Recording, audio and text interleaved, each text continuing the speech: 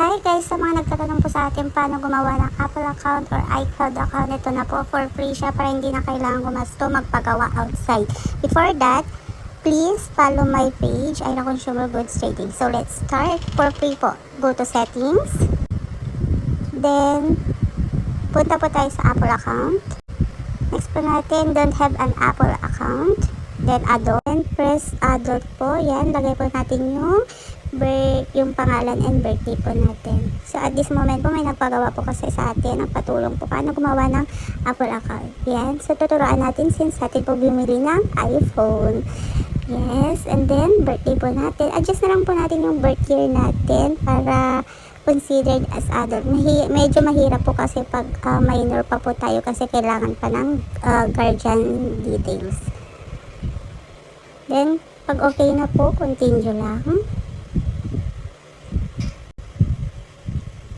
Then, lagay po natin yung active email account. Please take note yung active email account po natin yung ilagay natin. Kasi dito tayo makaka-receive ng code pag gumawa po tayo ng iCloud, or dito natin marireceive yung mga notifications from Apple services. Password po natin. Dito po maglalagay po tayo ng medyo mahinang access for password para ma-check po natin kung pwede ba. So, yan, mag-a-appear siya na weak password. So, kailangan po natin sundin yung instruction sa paggawa ng password po. Must at least be 8 characters. May uppercase and number lowercase letter po. Then, lagay po natin yung active cellphone number po natin. Dito po tayo makaka-receive ng code na yan. So, medyo matagal po yung pag-receive po natin ng code. So, be patient lang po.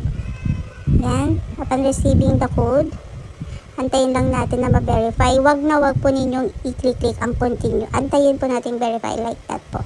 Then, agree. Medyo mahina po yung internet natin. Kaya, paggawa po talaga ng iCloud is dapat haba po yung pasensya natin. Lalo na pagpahita po yung internet natin. Ayan, medyo mahina po yung internet natin. So, mainam na mas magandang gumawa ng iCloud or Apple account kapag malakas po yung internet po natin. Kaya, minsan po, nagpipail po yung paggawa ng iCloud account kapag mahina po yung internet. Ayan, so ayan, okay na po. After